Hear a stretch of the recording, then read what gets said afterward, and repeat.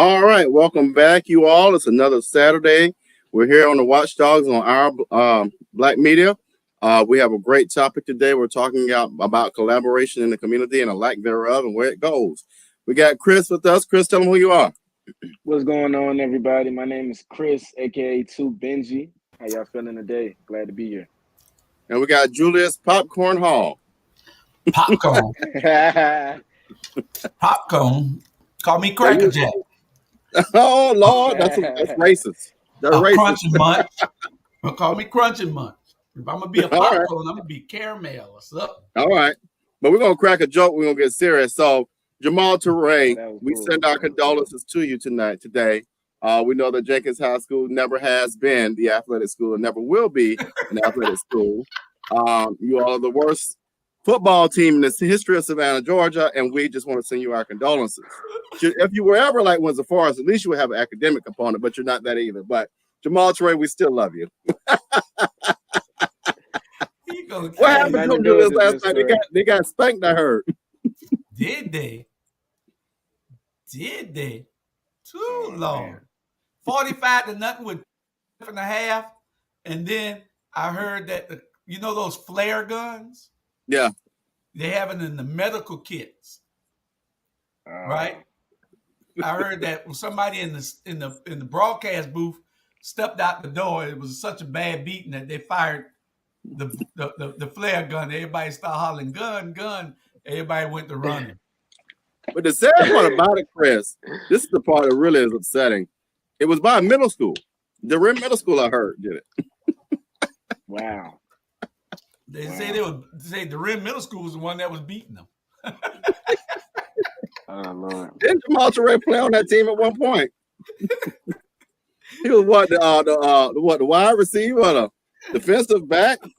Hey, and then he gonna send us something talking about we lost the game, but we've won the fight. Well, I don't know about that.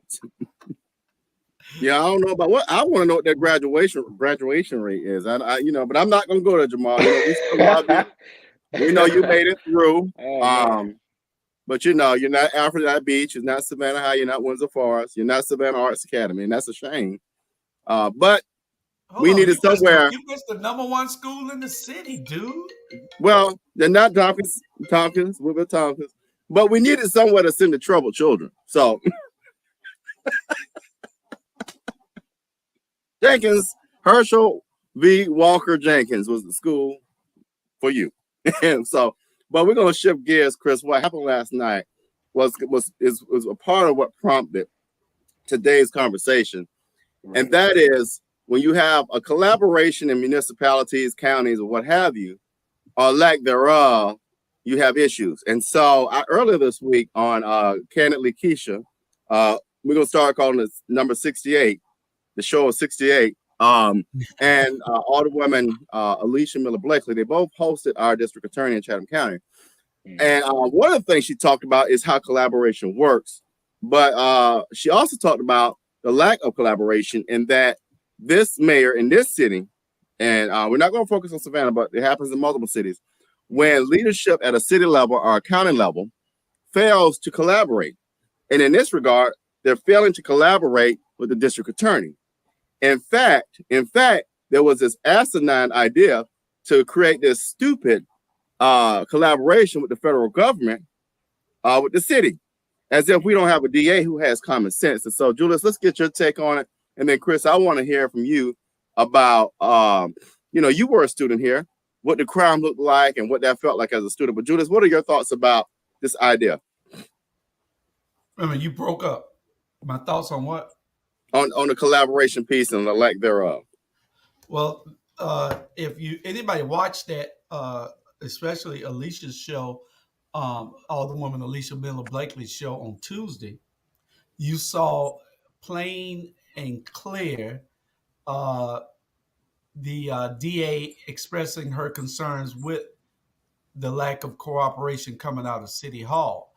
He seems to want to circumvent her authority. He seems to want to act like she's make it look like she's not doing anything, and that he needs to step in when he hasn't done anything in 3 years about the crime here. And she clearly said that she's been trying to get in touch with the mayor for the last 18 months since she's been in office. And the mayor has not gotten with her. But you can see the mayor at all kind of parties. You can see him at all kind of events. Every time somebody got something free with something to eat, he steps there. Even if he ain't invited, he's there. So, uh, it's clearly him giving her the thumbs down, and not wanting to work with her for some reason. I think it's to his detriment, not to hers, and because she's calling it out. He went and tried to hire they didn't went and hired. They went out and hired the U.S. attorney, United States attorney, district attorney, to try cases when he doesn't even have the authority to try those type of cases. Don't have the jurisdiction to do it. Rather, he got the authority, just don't have the jurisdiction to do it. So she called all it out. She made it plain and clear. And I don't know, the city attorney, Bates Lovett, he must be graduated from an online law school or something. He went to Jenkins. Yeah, he had to go to Jenkins.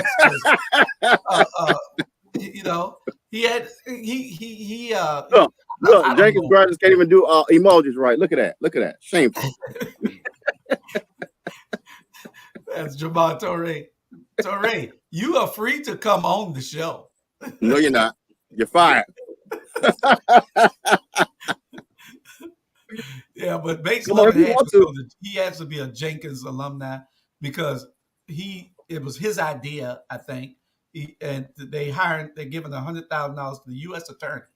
The federal government, they're giving money to the federal government. Much money is the federal government giving away. You giving money to the federal government to come and hire one DA to try guns, to try our gun law, our gun crimes.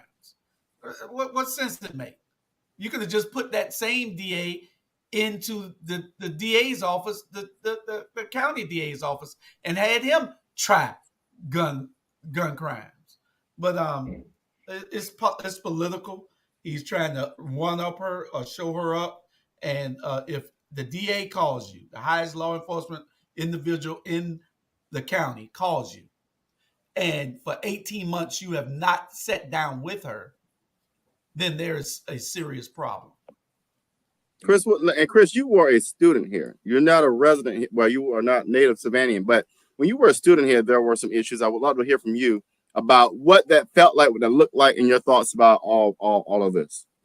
So, as far as when I was being a student at Savannah State University, crime is not something that is new to me. I'm a resident of Atlanta, Georgia. I'm born and raised in Atlanta, Georgia, Adamsville, Martin Luther King, Fulton County, just that whole area. And so growing up, I was already exposed to the negative things that could possibly happen to me, the negative things that was in the environment. So coming into another city, it wasn't, I was already self-aware of the different things that could possibly happen. So my mentality coming into Savannah, because I attended Savannah State at 2017, hey, Big Blue. It was basically me going away from my home and that feeling like I got to always look over my head, look behind my back, and so forth like that. So the new area was a time for me to be able to recreate myself while still maintaining a sense of self, remembering where I come from, but knowing that I can create a new identity on myself for the better. And going to college was something that it really shifted that thought process. But I went there and some of the same things were still happening, and that it did affect me as far as like safety reasons and also just like having empathy towards others, knowing that this crime, on a surface level may just look like a robbery, but behind that it can be a person who is starving, may not have access to the same resources that another individual has, and they may not got the knowledge or education, so they resort to going to those measures because they're not aware of the other things that could possibly be going down. They ain't got somebody speaking guidance to them. So I really appreciated y'all talking about that cooperation aspect, because us, me being a young Black male growing up, but really just that youth generation, it's good that we see leaders cooperating at a high level so we know that it can still be done and that we don't got to hold these emotions and these competitive egos, you know, in the forefront. So that cooperation aspect really plays a major part. The crime has always been there, but you know, I really had to find my crowd of individuals and keep that safety within ourselves so that we can be able to take on what's out here, because it ain't easy. Well, and let me offer this, you all. One of the things I was furious about last night's football game. There is no place for violence of that sort in any location where our children are located, especially football games where these young people are learning and trying to develop a skill set to be better. And you got parents out there, you got children out there that are younger than 10 years old. You got kids out there. And what I want to do to both Governor Kemp and Governor elect Stacey Abrams, y'all better figure this out, because there is a libertarian candidate that has it on his radar. And it makes no sense that you all have not talked about. I don't give a, excuse my language, I don't give a damn about the guns. I care about what are the solutions to solve this, because this is a pandemic in Atlanta and it's a pandemic in other municipalities throughout the state. Our community should be furious, because this type of violence should be equal to what was going on with COVID-19. We have been being killed and hunted for over 400 years, and we still don't get it. Now, let's bring it to a local level. I want to call out those who feel, I don't know if it's the gangs or who, the drug dealers, whatever. All of us on this platform have had our issues, but what we got to do is come to a table and have a conversation. So I want to join with the three Alderwomen. I'm going to volunteer myself to sit with three Alderwomen. I'm going to call those out who feel like you got to do violence or feel like you got to lead us treatment, whatever. Let's sit down and have a conversation. That's an invitation I'm putting out right there, because I don't have the answers, but what we got to start doing, and I think I told somebody this a few days ago, if we learn to communicate and say, hey, Chris, I got an issue with you, and this is why I'm pissed off. Or Julius, when you said this and that, this is why I'm pissed. We got to learn to communicate, because when you take a person's life, not only are you taking and impacting that family, but you're impacting yourself and another family. So now two families are impacted because of dumbass shit. Excuse my language, but I'm furious about this. And last night, it was uncalled for. So I just want, I know I'm going off the rail with some of my words, but I am sick and tired of this mayor in this city and this leadership in Atlanta and throughout this state for doing not a damn thing about fixing the issues. You're absolutely correct. And we share your frustration. However, it is a conditioning that we've been going through as a Black people for a number of years.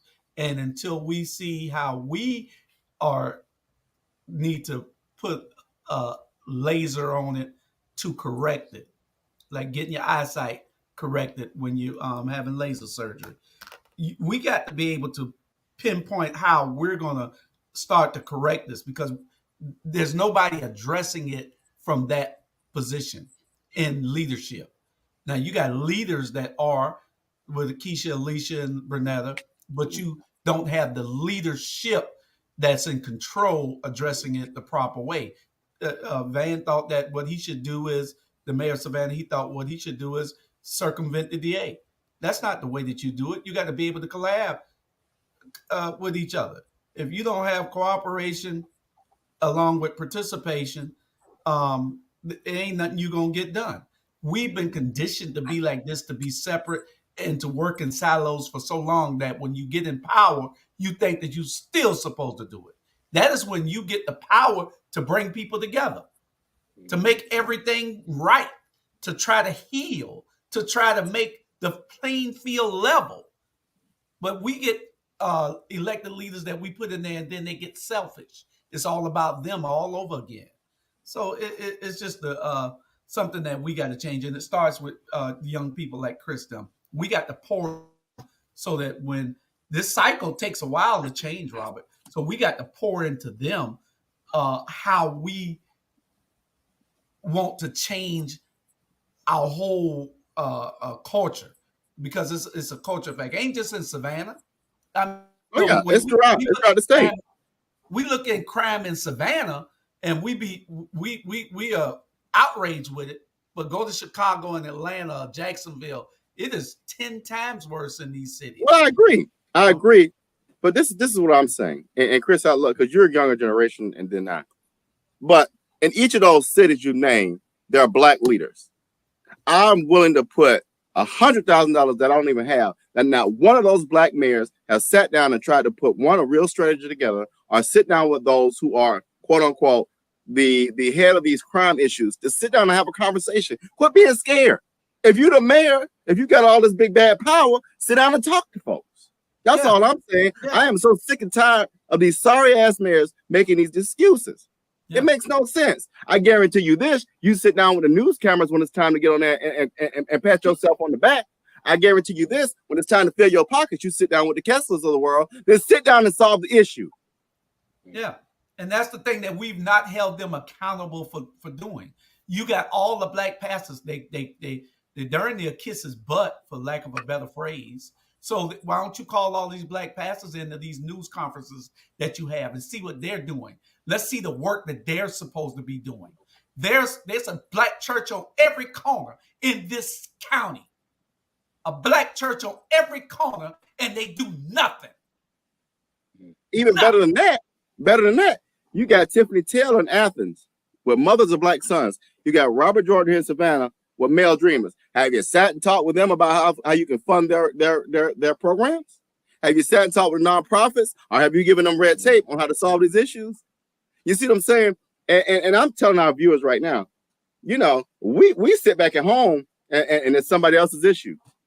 But when it comes in your house and you're in a coffin, what you gonna do then? So you better start taking these things seriously. Chris, what's your thoughts? Mm-hmm. No, that's definitely real. And I do my best to try and tell individuals that same thing, because it's like, I feel like we, you know, like Mr. Hall was saying, as far as us being conditioned, and we kind of got that condition like, oh, that's just happening over there. That ain't got nothing to do with me. Well, that is that same mentality that they really want you to be in, so they can keep doing what they're doing. Because no matter what, whatever goes on over there, eventually that can affect what's over here. So at some point, we got to really stand up for that. And I share that empathy and that frustration with you all, because me being in the age that I am, it's like I'm in it, but I'm not in it. You know, mentally I'm not here, but I'm here physically. You know, I'm this age. I have to go through the same ranks such as school, you know, the same times like that.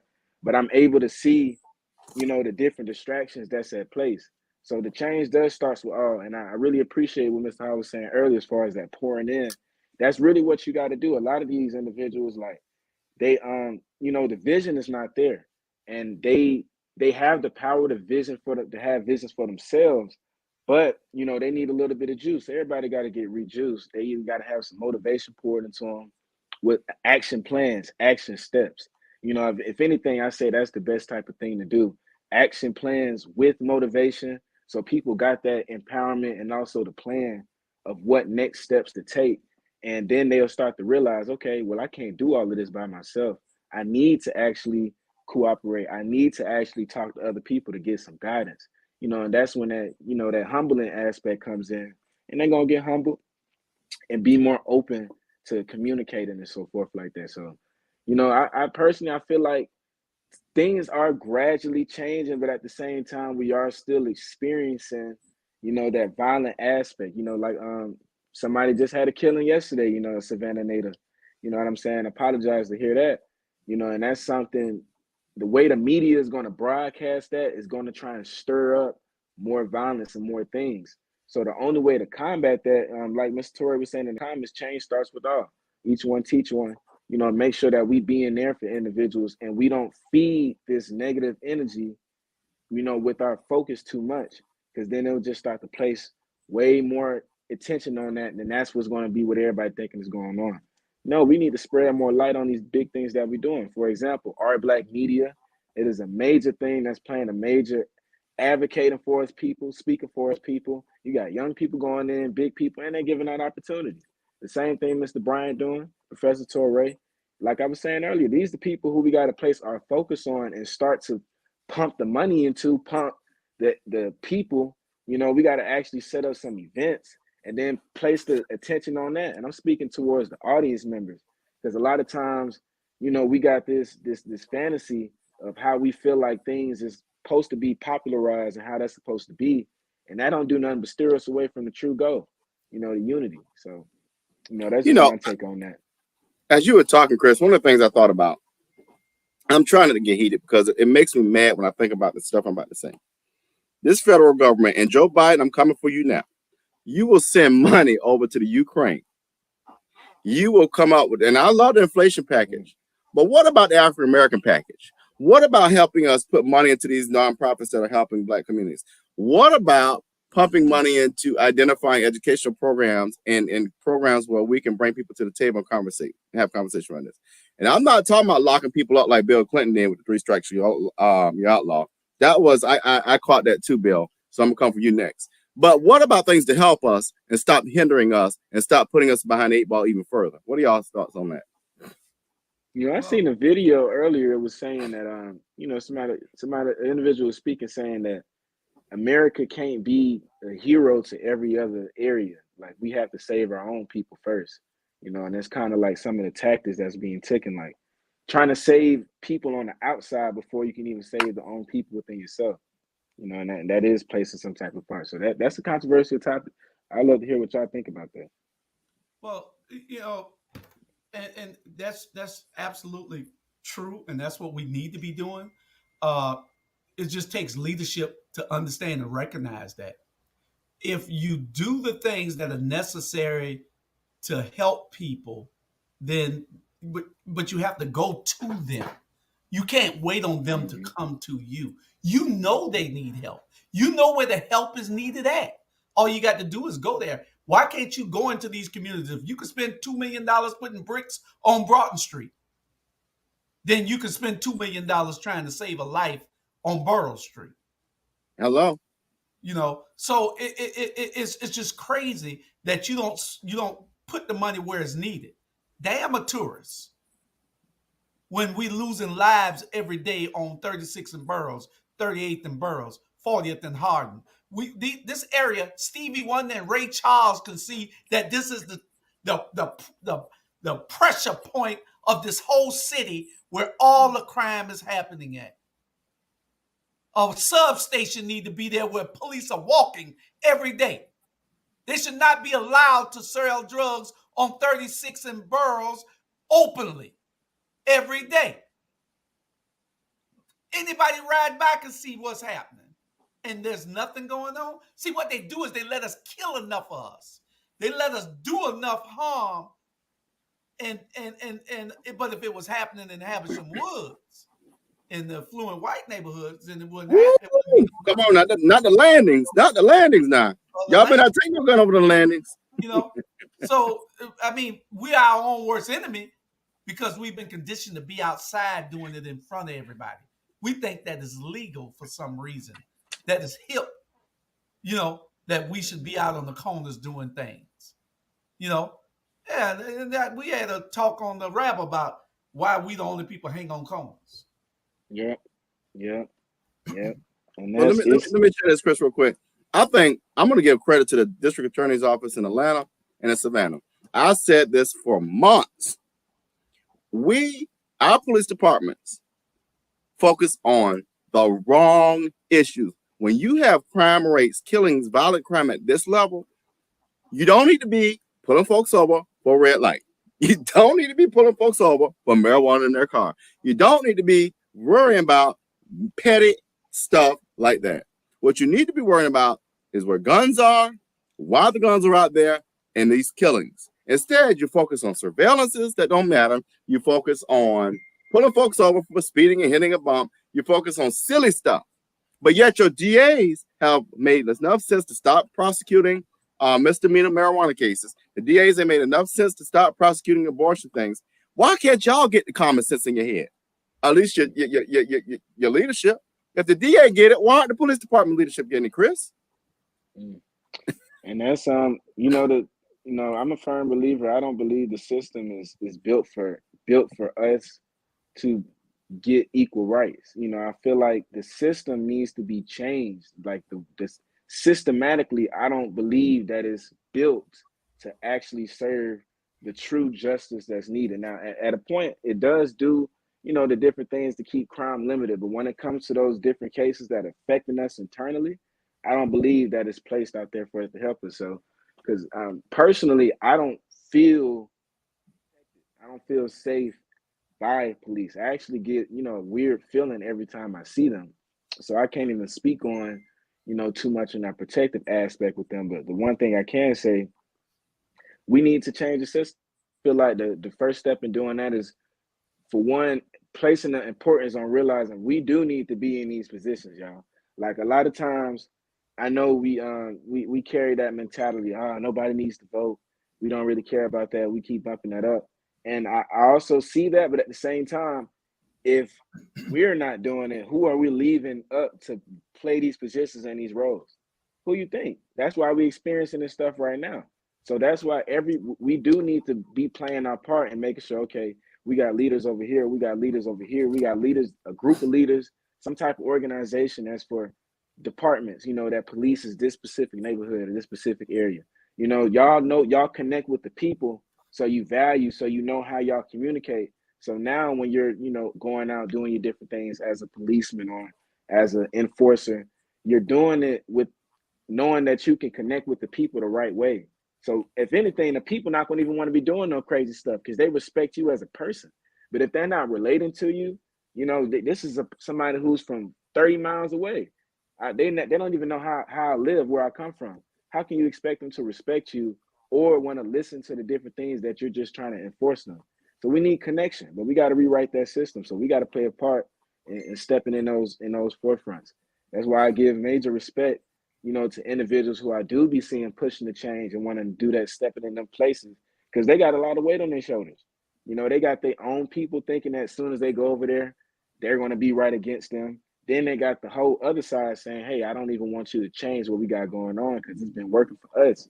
So it's a lot on their shoulders, y'all. So we got to give, respect and that motivational light to these people in our culture that's stepping foot in those places. Yeah, and it's funny you say that. And for our viewers, we have viewers all around the world. We have 3 alderwomen that I have gained and learned, even have more respect for in our community. One is running for mayor and will be the next mayor, Savannah Kesha Gibson Carter. The other one, Alderwoman Bernetta Lanier, and Alderwoman Alicia Blakely. And let me tell you why I respect these women. These ladies, y'all, go out on one thing about me. Let me back up.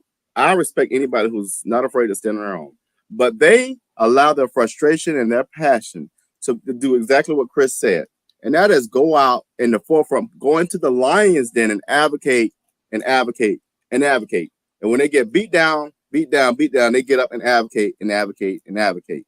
And I never got until, within this year, that at the end of the day, they are advocating for their communities. They're advocating for that change Chris just talked about. And why is that important? Because since this city government was started, nobody advocated for the things they're advocating for. But you know what pisses me off, Julius, is that people that look like me and you get mad at them. Get mad at them. And that's why you got that bullshit you had last night at that football game, because you got people who resist the change that they're standing for. But yet you would stand there and side with this mayor who don't give a damn that babies could have been killed last night. That's why I get pissed off, is that people, y'all better wake up. And if y'all don't get 68 in office, you're a fool. Yeah. You are a fool. That is absolutely correct, because there's a lot of things that you seen him on TV every day when they went to shooting in City Market, because he cared about the tourists. And who are the tourists? They don't look like us. And we don't want to, every time you look, bring up that it's about race, even when our leaders are the same color as us. But at some time in your life, you got to stop carrying the water. You got to start carrying. Carrying instead of carrying the water. And if you gave as much attention to outside of City Market as you do to City Market or downtown, then maybe we can solve some things. You've never reached out to the people. The thing is, we talked about this the other day too, Robert. You can't be in your feelings in politics. Anybody that can help, you need to enlist. Anybody that can help you meet whatever the agenda is, get it straight to correct something, you need to enlist them. Get out of your feelings. That's what it's all about in this city here. They work in little cliques and they get in their feelings and they don't cooperate. There's no cooperation. There's no communication. What's the 3 C's? Cooperation, communication, and collaboration. Yep. There's none. There is none. Period. And as much as we keep telling them that this is what they need to do, they think that what we say don't matter.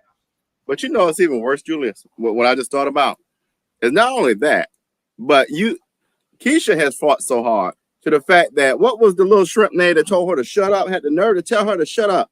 I want you to tell me to shut up one day. I'm gonna show you who's gonna shut up. What? But I had the nerve to tell a woman to shut up because he's less than and shorter than. Yeah. That's wild. Tell me to shut up. Little Short Curtis. Little Short Curtis Purdy. But you mad because she's standing up and you the oppressor? That's why you're mad? That's why you're mad, Curtis? I'm gonna call you out because I am furious about what bothers me is the fact that, you know, when people try to bring light to a situation, like Chris said, when people want to put a spotlight on the issue, put a microscope on it, you got the Trumps of them all, the Van Trump people who try to divert and have a diversion or a what do you call it, a distraction. But just your people get messed up. Yeah, I'm confused. And then if instead of having to say, you know, shut up, Kesha, you know, you have the same opportunity as Kesha. Argue your point. Argue your side.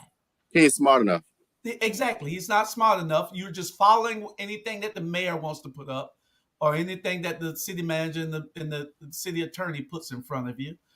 Because most times it's coming from them. They just putting it on the agenda for them, like it's coming from one of the elected officials. But argue your point. Let us see whether your point has any merit. Then we'll decide. Don't tell her to shut up because she's arguing for the people. And the problem, like you said, the people don't understand that she's arguing for them. They not there at City Hall. They don't tune in. When they catch a little snippets on the news, the first thing they think is what? Oh, there she is acting up again. No, there she is advocating again. There she is fighting for you again. There she is trying to make something happen for all of us again. You know? So, you know, it's about doing the right thing. It's about collaboration, communication, and cooperation.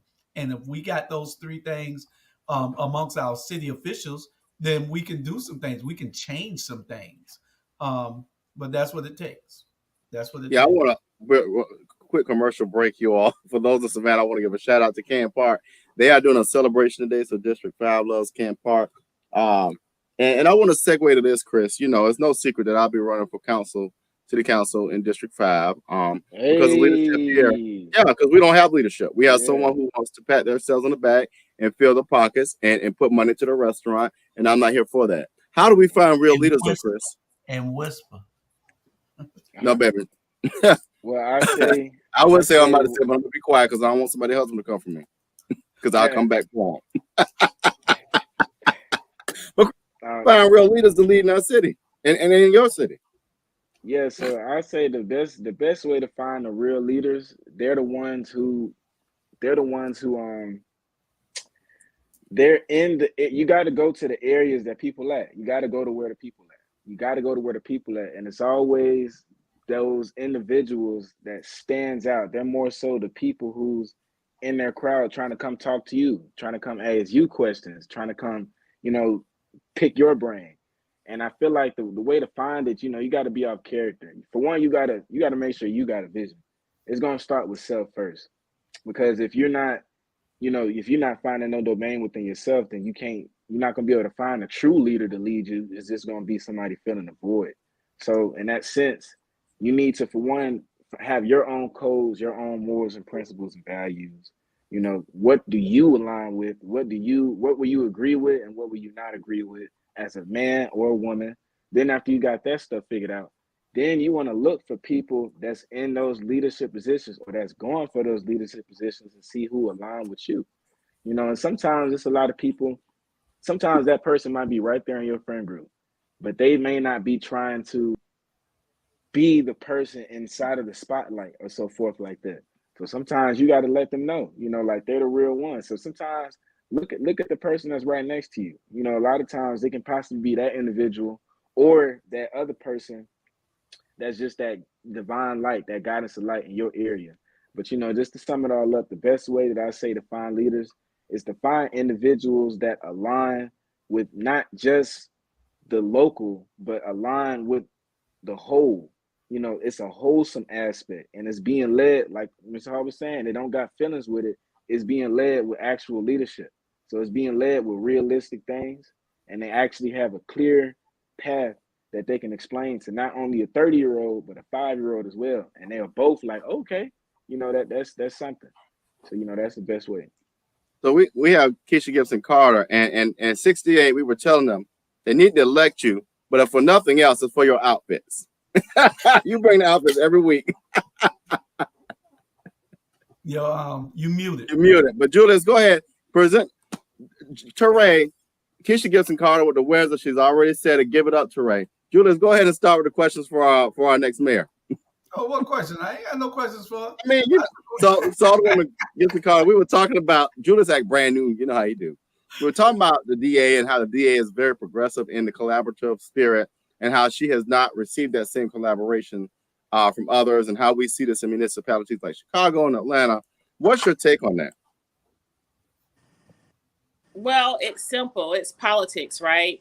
We're living in a time and a space where the electorate across the nation has spoken loud and clear in that they desire no more investment in things, no more status quo politics, no more business as usual.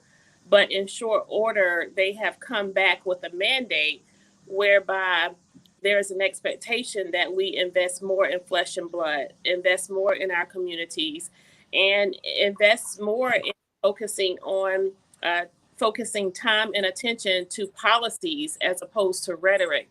And that's what we want to get across to our residents and our citizens is the fact that what we say and what we do are directly opposite to a policy presentation or initiative.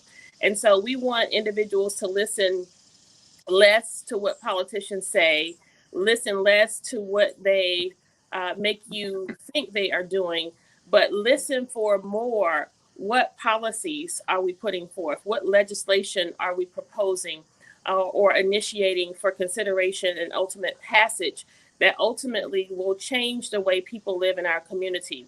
Where collaboration is concerned, for decades in our community, politicians have gone about an elected office as if they own the positions, giving very little regard to the fact that we are essentially vessels of the people. We are supposed to be listeners of their voice and doers of what they tell us to do. Politicians have gone about charting their course for careers as opposed to doing what the communities need. And that now is being exemplified in where we are here in Savannah. We, over the past 2.5 years, have experienced the most forced displacement. In the past 2.5 years, we have homelessness, increased poverty, increased crime, and increased taxes. Nothing has been representative of the people's voice where those items are concerned. And so when we bow down and humble ourselves as servants, collaboration doesn't have to be an issue. Collaboration automatically happens. So if we have experienced the rates of homicide and the uptick in the various felonious offenses in the city of Savannah, Why isn't it that the mayor and the district attorney and the Chatham County commissioner and the school board president, why have there not been collaboration? That's an indictment on leadership at all levels. We cannot afford to continue to fight as leaders. There's an old community adage that goes, when elephants fight, the grass loses. And we have a lot of dead patches of grass throughout the city of Savannah because the leaders in the community have not come together. Take, for example, our loss negotiations. Right now, the city of Savannah is under threat and losing millions of dollars in revenue if these loss negotiations are to change with regard to how much we receive from those allocations. Why is it that the county doesn't recognize the city of Savannah as a part of Chatham County where those loss negotiations is concerned? I'm not sure. Why hasn't the Alderwomen at large, myself and Alderwoman Blakely, why haven't we been at the table where those negotiations are concerned? So not only do you not see intergovernmental collaboration, there's no collaboration on our very own council when you're not utilizing the talent. 11,559 people sent me to City Hall. They did not send me to City Hall to be quiet. They did not send me to City Hall to be iced out of the legislative process. And they did not send me to City Hall to not participate in the various negotiations, to not participate in meetings, to not set policy. But that's what we have. And so we intend to be a leader where we will follow the guidelines of the charter. We intend to be a leader where we will make room for every elected official from the various districts so that the voices of the citizens of Savannah will be heard across the city. And ultimately, we desire to be a leader who will collaborate with our Chatham County representatives, with our district attorney, with our state representatives, so that we can effectuate change on all levels.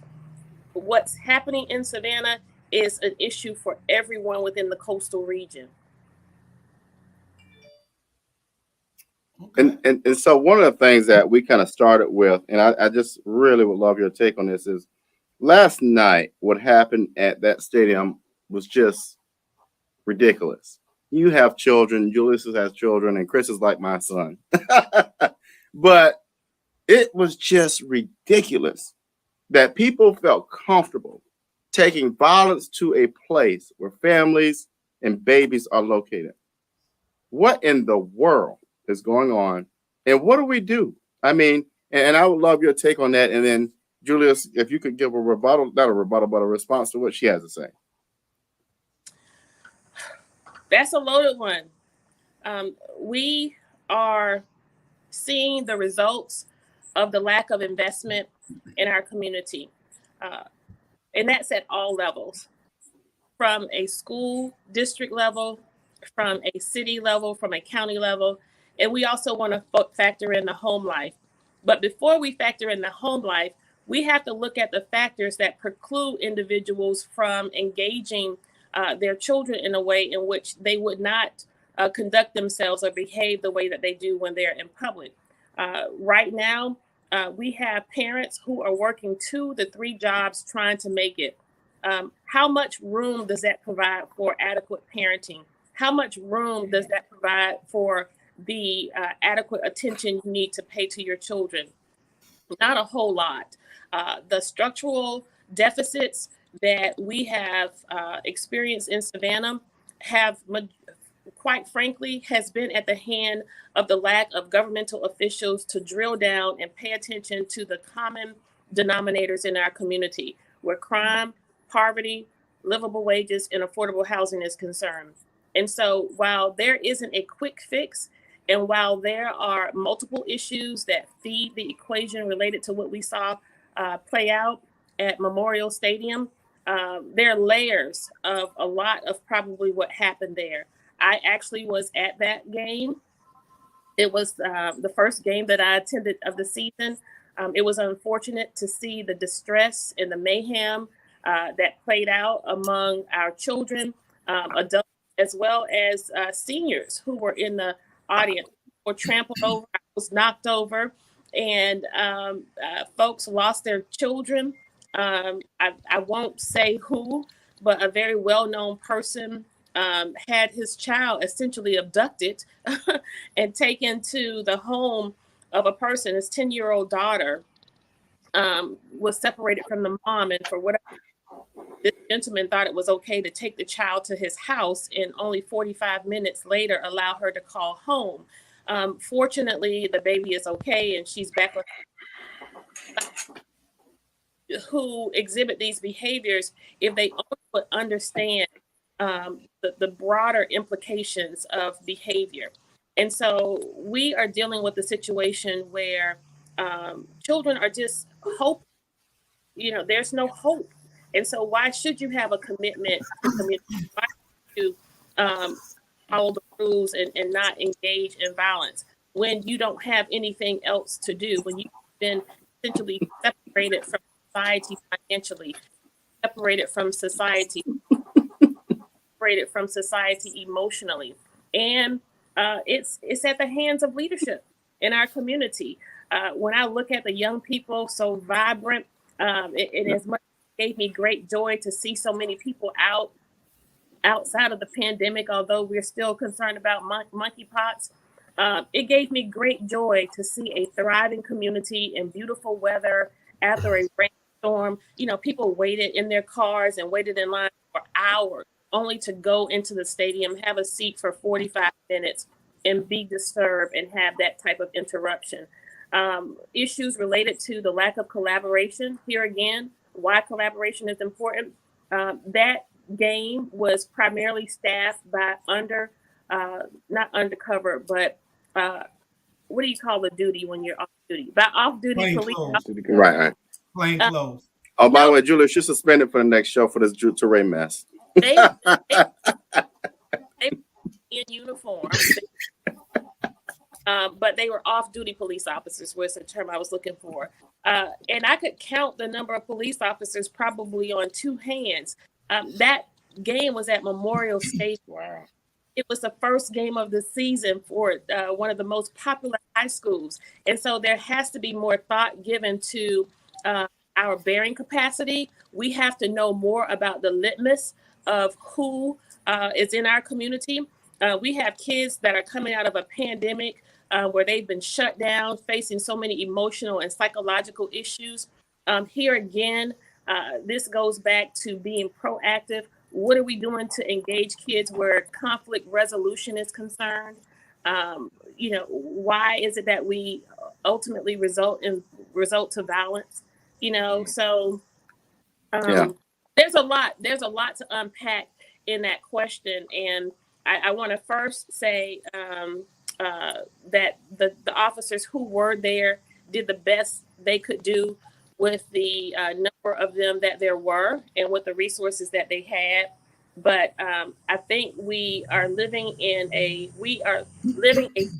sense of reality when we think that Savannah is safe and free of an opportunity for those type of episodes. Well, and let me add this, and Terrell, I want your comment on this. What makes it even worse and more impactful and more hurtful is the fact that that area, that field, is named after a prominent former commissioner who happens to be a black male. And that makes it even more sad in that Coach Holmes would not have approved of such behavior. Terrell, what's your thoughts on that? And I'm glad to be here and glad to be with you all, and the things Too Benji was saying is absolutely on point, and so proud of the work that he's doing. And I'm going to share this with you all and my brother, I'm hit the historical context of it. And Alderwoman Kesha Gibson Carter, many times she says, you want me to give some historical context to some of it. Savannah is a powder keg. Chatham County is a powder keg, but Savannah is a powder keg. This entire country is a powder keg, and we are basically acting like an ostrich. We're sticking our heads inside the sand. We're trying to ignore it, but then guess what? The wolves and the lions and everything else is going to come and eat you, and you going to be gone. The only thing going to be is your head inside a hole. And so Savannah being this powder keg, we got to think about it. And so I tell folks some of the stuff that when I see something happen, I go and say that some of this is aspects of some divine retribution. Because in my brother, when you talk about Coach James Holmes field, that field, yes. But then I go back, and when that incident did occur last night, you know, we joked about some of it, some of us. But then I go back and say, some people don't realize that Memorial Stadium, that area over there, was taken from Black folks. That's Sandfly. They took that land. They did the eminent domain. They took the land from Black folks for other people to enjoy. And so today, do any of us talk about that? None of us talk about it. So what is happening in the city of Savannah? So when Julius talked about tourism, that the emphasis on tourism. So they take everything from us, give it to other people, and they want them to enjoy it. Since the 1960s, Captain Sam was on River Street, and Captain Sam was advertised, promoted by people in the city of Savannah for tourism, that he was the face of tourism, that he was it for tourism in the 1960s. But when they decide to realize that why do Black people have that over there and why they enjoying it, they come after us, brother. So even with that field right there, the stuff that happened, that fear that came out last night, I'm really sitting there saying to myself, even though I joked about it with other people, but my mind is saying, no, this is divine retribution, divine signs coming down saying, if you don't rectify it, it's all one Kesha Gibson Carter saying, things are going to happen. And what you've been saying, Brother Robert, the same that we are ignoring it all. And I'm like saying, I'm just sitting like, yeah, you took the land from Black folks. So now Black folks, something happens over there. And again, prominent schools right there. Guess what? So you get a little embarrassed. Some of y'all get embarrassed by it, but you ain't looking at why the embarrassment came about. And that's the thing you've been throwing out there. Why does it occur? Why does it happen? Have we addressed why it doesn't happen? No, we not. Still got our heads in the sand like the ostrich. And that's a great question, Dr. Toure. And we can just look at the teams who were playing, right? When you say, why does it happen? Why was it that this situation broke out on the side of Jenkins High School, where there were a majority African-American families and children, but on the hill was Benedictine Military School, where everyone was in harmony, enjoying the game and the festivities, and all of the where are these people going to go home to? Where do they go to work to? Where do they play? What do they bank? What do their bank accounts look like? Where do they attend schools and colleges? And then let's do a different. It's easy for us to do that right now, Dr. Toure. Let's do it right now and look at Jenkins High School. Where do their families work and go to school? Where do the majority of those kids live? What do their communities look like? Look at the majority of the families over on BC side. I bet a lot of them live possibly in the 4th district, where sidewalks have been paid. All of a sudden, streets are paid. And still to this day, I haven't received that answer. How is it that the corridors of Ardsley Park, from Victory Drive all the way back to Habersham Street, and from Durin Avenue back down to Paulson, how is it that you have all of these streets paved all of a sudden as we are approaching election season? But look at our west side corridors. Amen. Each south District side. 5. Where are the lights? Where are the traffic calming measures? So we dial it down to that lowest common denominator, and then we can go up from there. We have the answer. We know what the answers are, but where are our policies? Where are the policies in the legislation that's going to speak to these issues so that we can start our way backwards?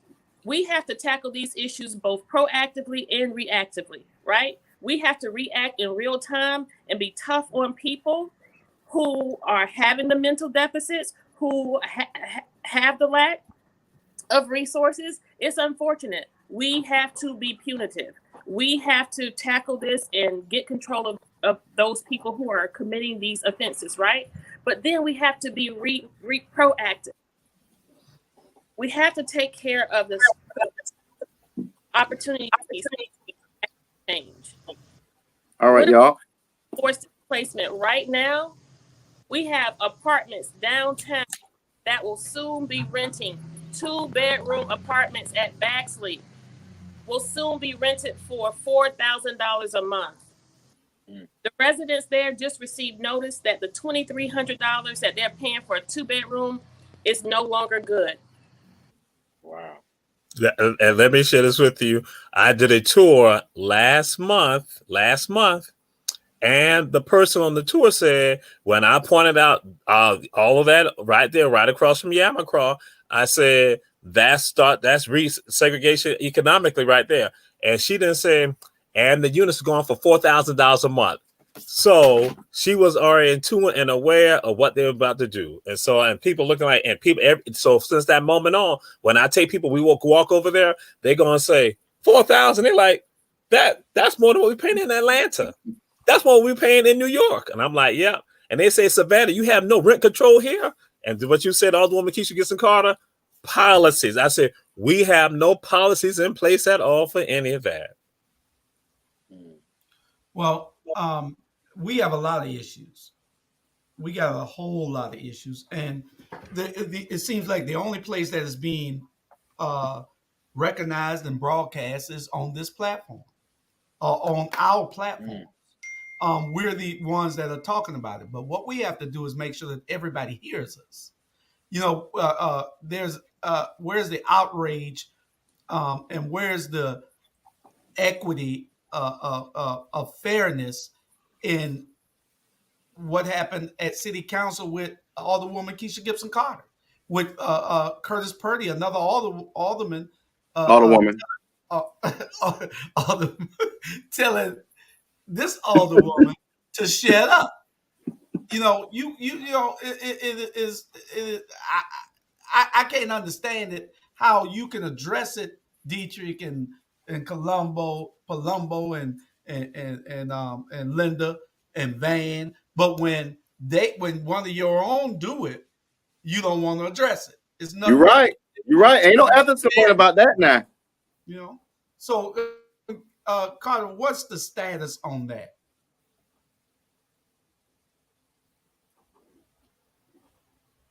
So you're right. You know, we do have a lot of issues and a lot facing Savannah, and it pains me every time we have to dial it back and address issues like this.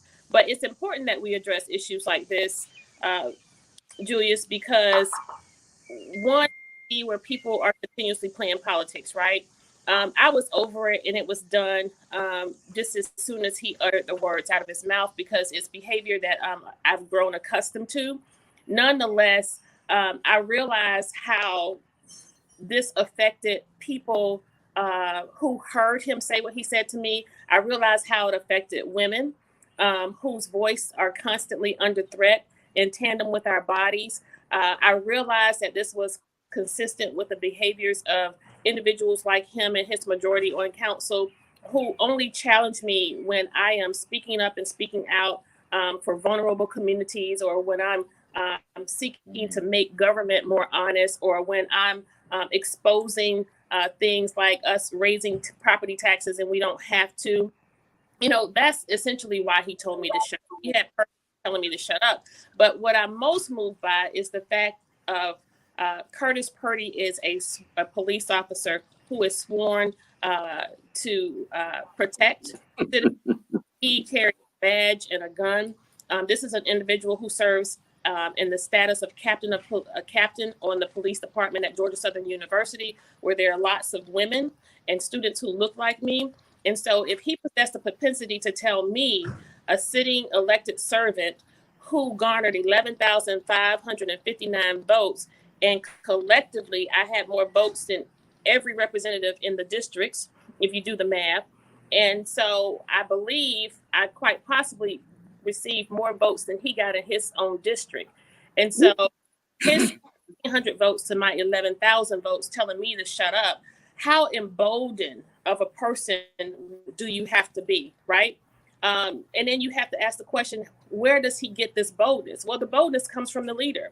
You know, Van Johnson has created a platform where he has taught Nick Palumbo and Curtis Purdy and Dietrich Leggett that it is quite all right to mistreat a woman. It is quite all right to disrespect a woman. But when that disrespect goes to the level of it, you're so comfortable with it, you now say it publicly when it's recorded during a live meeting. I was willing to let it go. But then someone sent me a screenshot of a post that Curtis Purdy made on his page very shortly after he told me to shut up. The post read something like, "Did I tell her to shut up? Yes, I did. I got tired of her." And so here's where the politics comes in. He stated that he told me to shut up because I made a homophobic comment. And I thought we were actually in the process of talking about why the Crew, an African-American owned establishment seeking a liquor license, why was they receiving such pushback?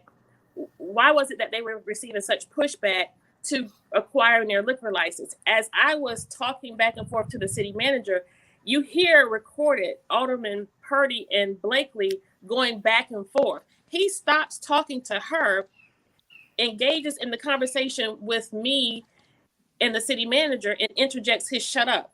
There was nothing ever mentioned remotely close to homophobia. It oftentimes pains me when people justify that they're not racist by saying that they have a lot of Black friends. Right. You know, I even have a colored TV, right? You get that? I don't. He needs a stool. He just needs a stool. That's all. I don't particularly care for that. But when I heard him say that, you know, and when I saw the comments, it was clear that this was a political threat. Remind you, this is the same person who filed an ethics complaint on me the first time, where he lied. And here you tell me to shut up.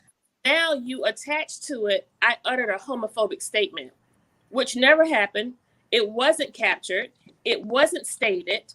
And what Curtis Purdy is doing now is he's playing politics. You now are attempting to turn a demographic against me. And so it's all a game that these people play.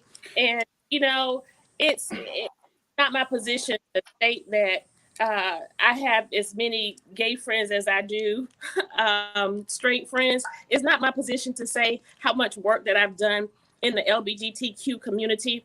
But what people should see is how an individual can take a soundbite like Edward Moody and attach that to this particular story and make it appear that I'm the culprit and the bad guy when Curtis Purdy is the one who told me to shut up, as opposed to focusing on that. But if you were to Google Curtis Purdy's name, you won't see any of that. But if you Google, you'll see everything related to ethics complaint. Everything that I've done for this community for over 25 years has completely been erased or zeroed out somehow. Wow.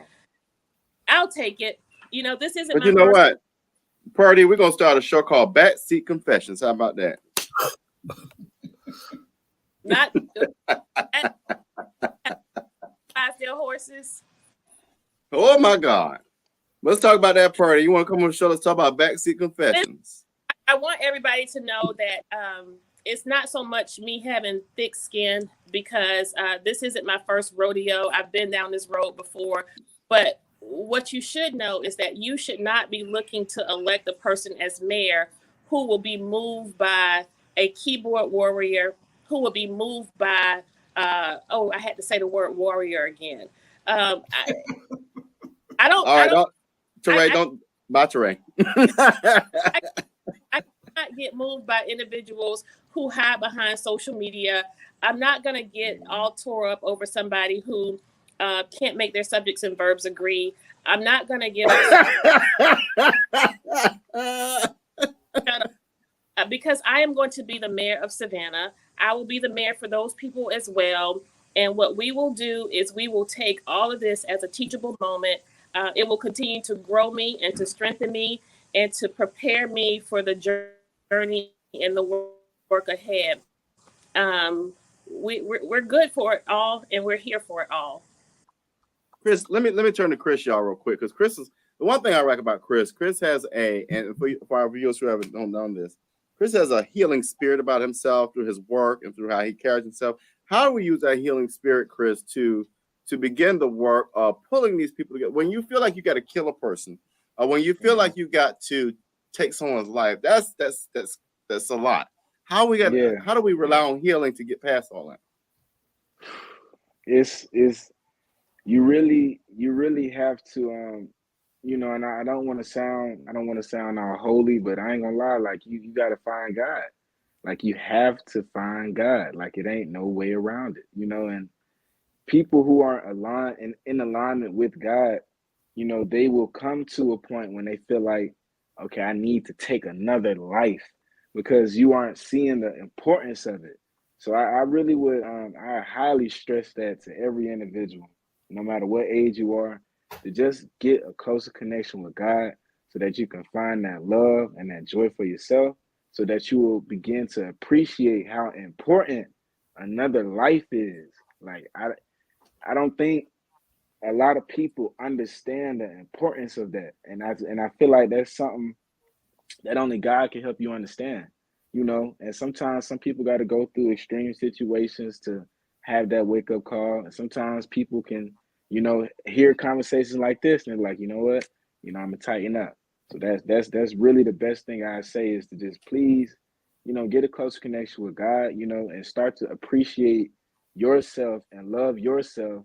Then you will be able to have that same appreciation and love for other individuals. And adversity makes the character. I didn't come straight out the womb like this. I had experienced some very traumatic things, and I had nowhere else to look back. My back was on the wall, and I had nowhere else to look but to God, and me experiencing that and using that as that strength that I pull from, that I draw down from to get me through the obstacles. It helps me have more empathy for others, and understanding. And that's why I'd rather be, a breath of fresh air to anybody I come across rather than something that could, affect them, because they could lose their life tomorrow.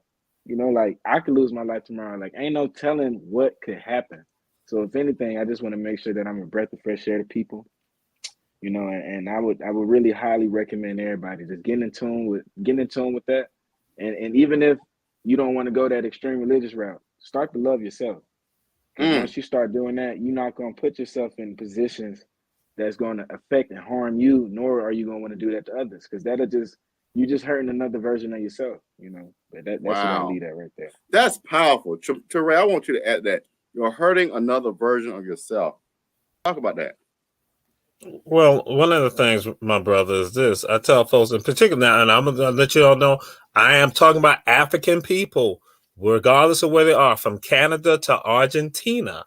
If you see a Black person over in this part of the world, so again, that means that somebody in their family survived an arduous journey that no one has ever seen in the history of mankind or humankind before. No one has ever seen that. So for the person to be sitting here on this show, standing up, eating a salad, eating a steak, or checking out the show, that means if you're Black, that means that at least one of your ancestors survived. That means that only the best of the best survive. And so because of that, the best of the best survive, that means that you are a descendant of the best of the best. So when you understand that, you carry yourself totally differently.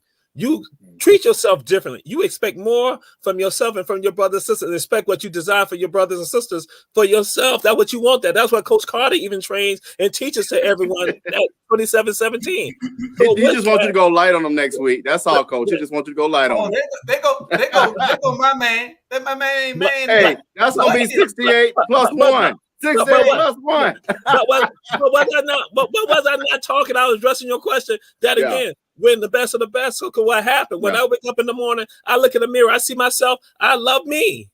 So guess what happened? So when I go to Coach Carter and he got me down on the floor doing all type of stuff, I look at him and I love him because I love me. Right.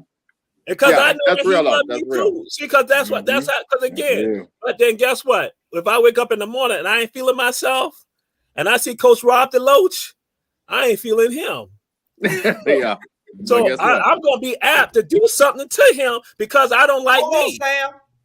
Wow. Because I don't like me. Really saying something real. Guess what? And I don't like him, then I will destroy him. And guess what? And we do that to many of us.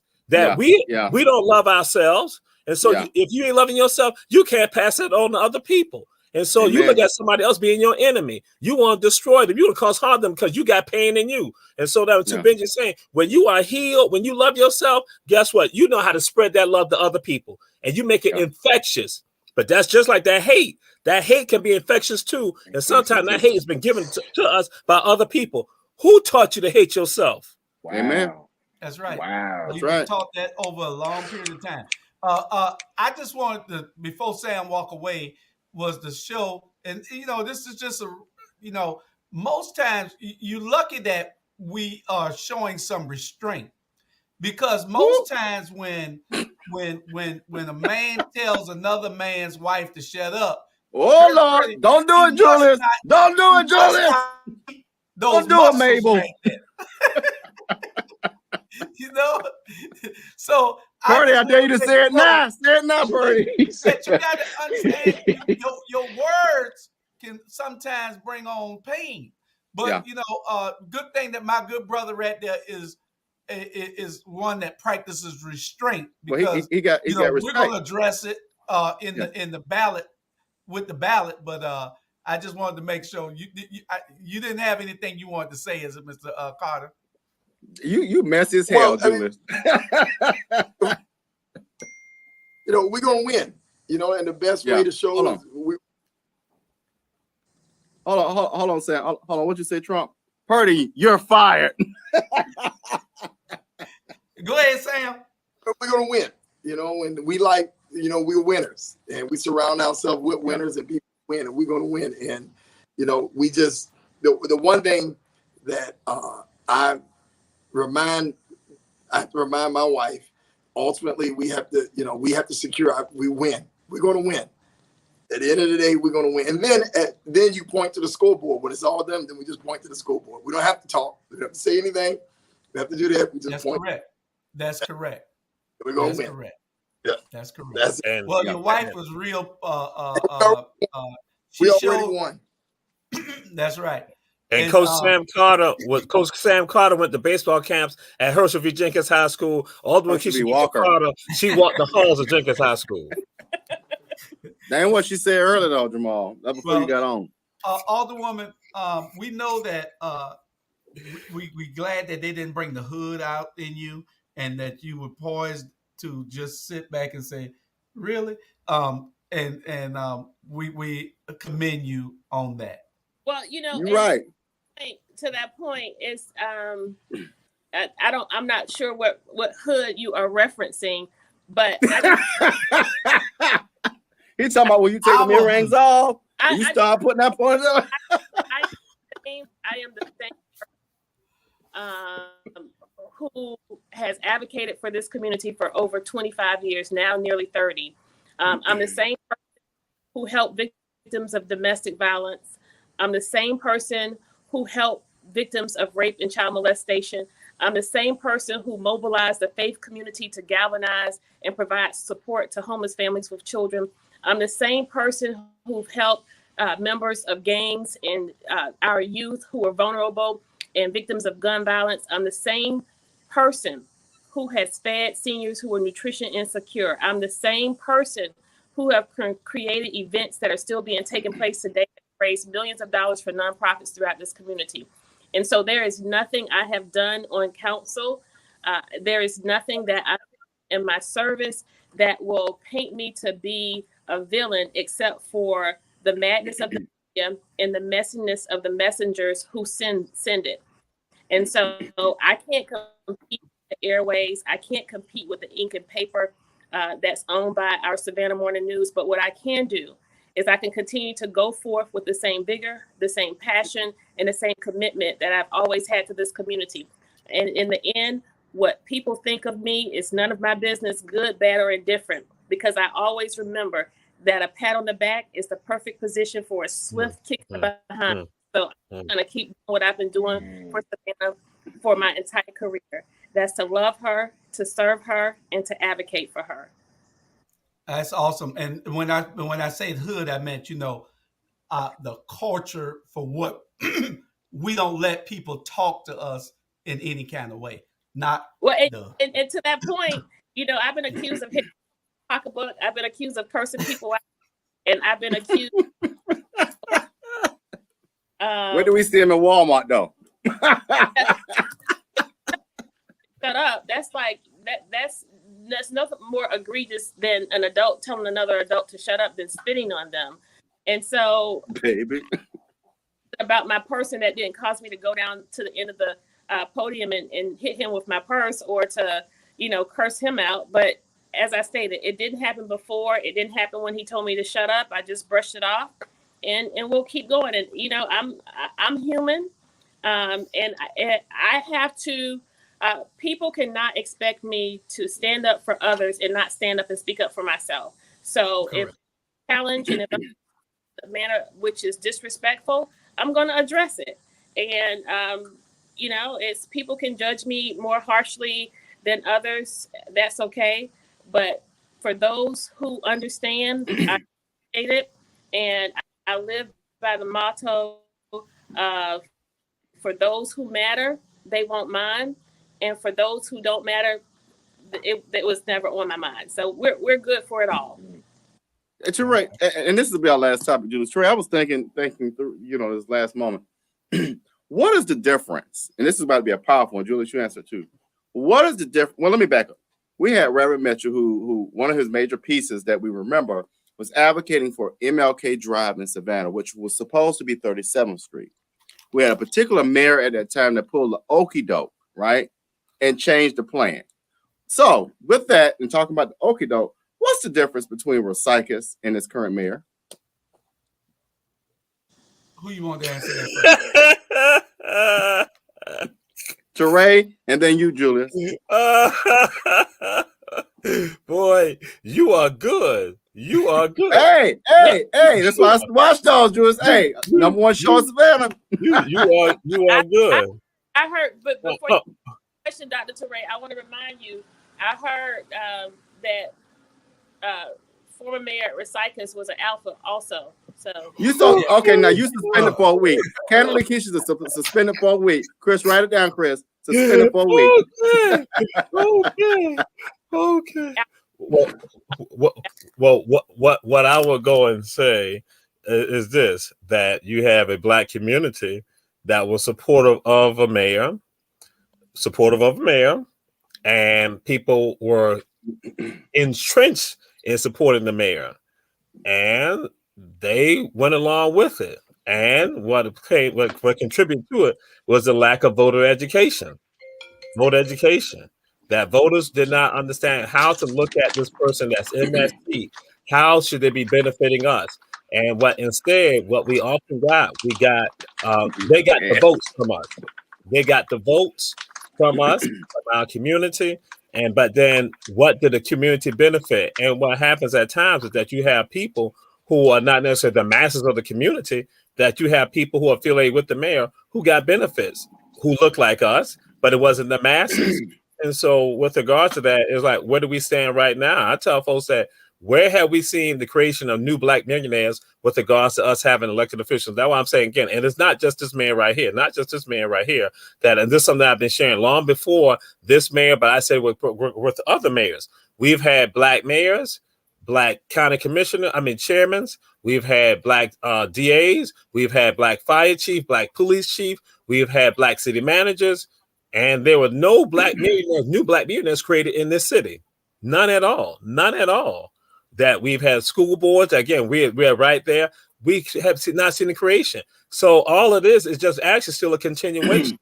The previous mayoral election and automatic elections, what people really thought it was going to be a wave, that we finally now have saw what should have been the case from Rosikis to Floyd to Otis to Edna, and even with Eddie, that we were not going to finally see, because now we're the majority of the city, and that we're now finally going to see something happen. That we have finally, with this election that occurred with Alderwoman Kesha Gibson Carter and the others, we have finally thought we had arrived.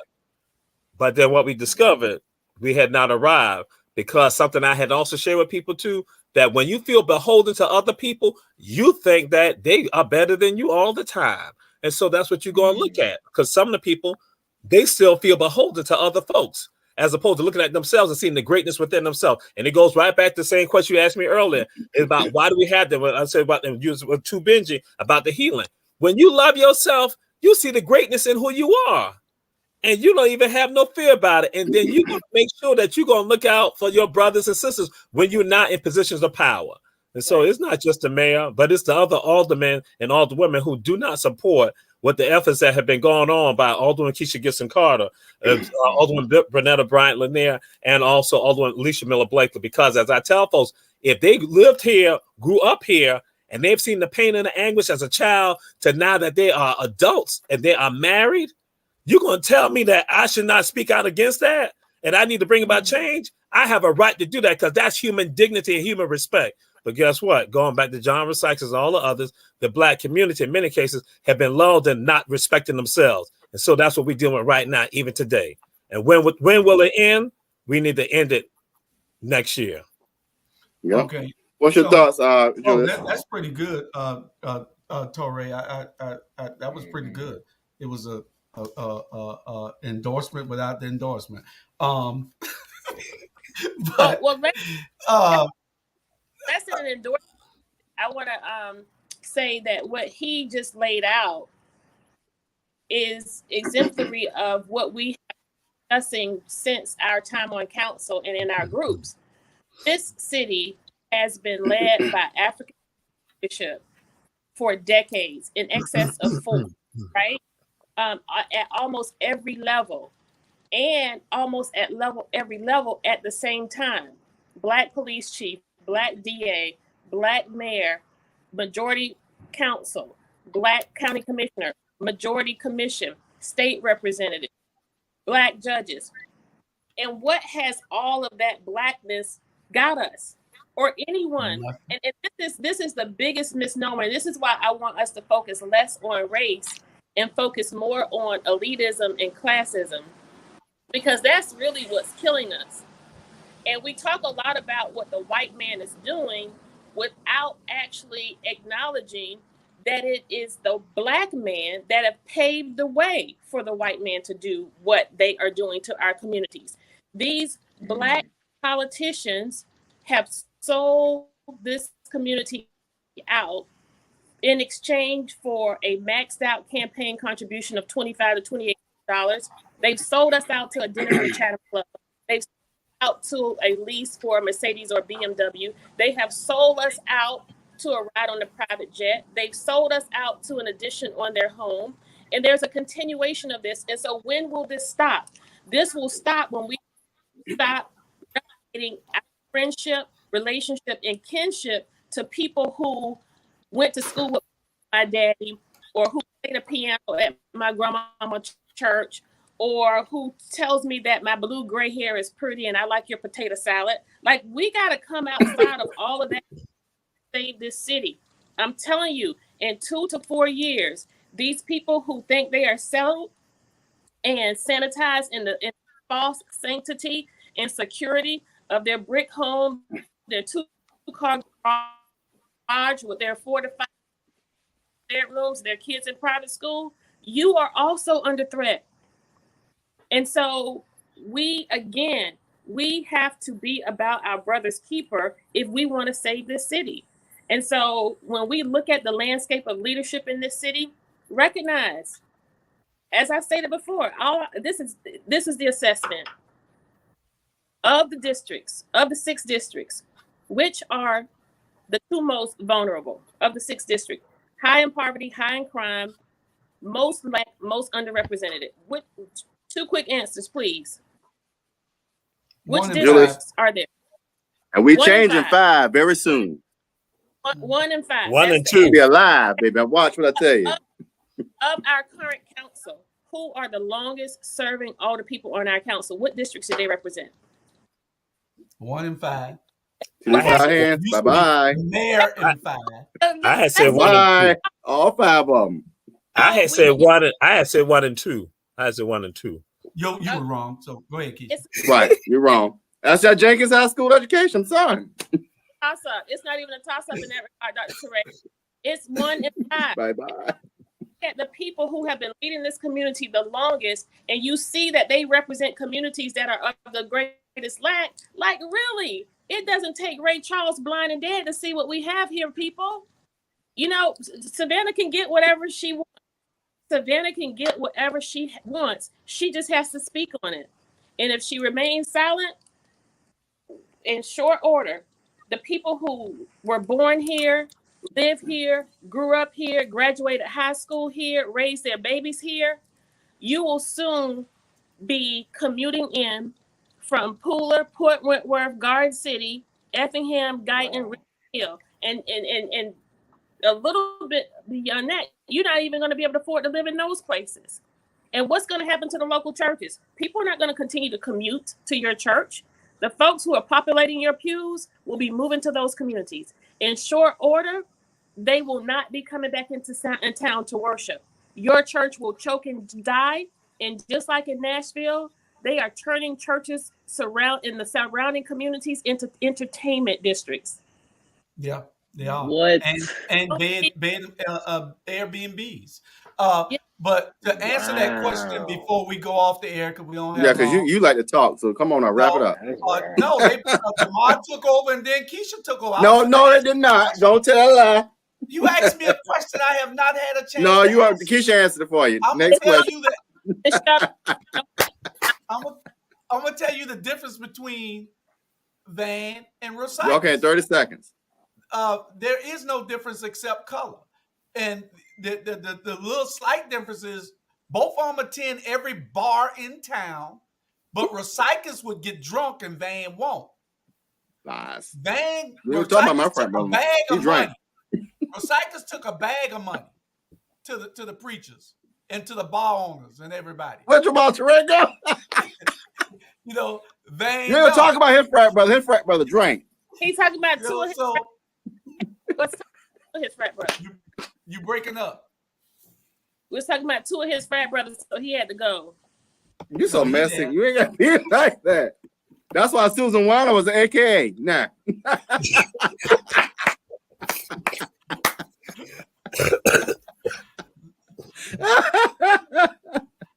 Anyway, I think a great conversation that we had. We'll try to get back on it, but no, and get some other thought from other leaders. We probably need to get the chairman here from the Chandler County Commission. We need to get Alicia Miller Blakely here. I know the mayor's never going to come, so we can question him. Maybe Jamal can get him on the show or something, since they're frat brothers. Fair, you invite him. To be fair, you really should. Yeah, he's not going to come. Folks, also, Julius, that Stacey Abrams is going to be in town and to meet with young men. And I want people to really look seriously at that opportunity and listen to what we say here today and recognize do not go talk to a politician who's running for elected office without an agenda. Have an agenda, have a written agenda to her, and you hold her accountable if she is to be elected. That's how we play that game. And I challenge Brother Toure to come up with this Chatham Black Symposium that we need to have, so that we can you in charge of ATR? So we can not only talk about crime, but we can talk about the state of the Black community here in Chatham County and create a Black agenda. All right. We talked about it, but we have not worked on it yet. So it needs to be done. We need to stop talking all the time and let's work. What you say, Robert? All right, we're gonna give a last comment to the young person today. We always give last comments, but the youth matter, and we want to respect that. And so, Chris, today you are the youngest one besides me, but we're gonna get we're seriously the youth today. I want the youth to hear this because, Chris, I know it's in my spirit that you really about to say something nice.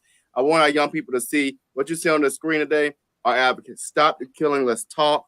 Let's bring it to the table. Whatever the issue is, we can solve it. But Chris, leave us with closing thoughts today. Yeah. So really, just to really say what you said. Communication, y'all. Let's talk it out. Let's talk. You know, because if anything, it's not even hatred. You know, it's really admiration. it's really like, dang, I really want to kick it with you. I really want to be with you. But something that I've been trained is allowing me to really want to hate you rather than just to love you. And that dials back. So let's really start loving ourselves again. Let's really start that process, you know, and it's okay. You know what I'm saying? That starts with just simple steps, you know, taking simple steps. It don't got to be a major step. You don't got to become Malcolm X tomorrow, you know, but what you can do is start to at least look them up. You know, look up to people that's doing them type of things. You know, then you start to become the change you want to see. But it all starts from communication. Look in the mirror. You know, at least look in the mirror about 3 to 5 times a day. I am happy. I am joy. I am light. Speaking affirmations, just simple steps like that you don't got to put a whole bunch of money down to. You ain't got to do no extra stuff. And that will start to build such a big repertoire within you. That's going to be the real deal change you needed. Because I'm telling you, it's a lot of weight that we carry. It's a lot of weight that you carry. It's a lot of weight, but you don't have to hold that weight. You don't have to be what they're trying to tell you. You don't have to be your past. You don't. You feel me? It's a lot of freedom that exists right here in the present moment. So the main thing that I'll leave everybody today is just to spread love. You know, spread love. Spread love. It all boils down to love. Love. All right. See y'all next Saturday. Have a great weekend.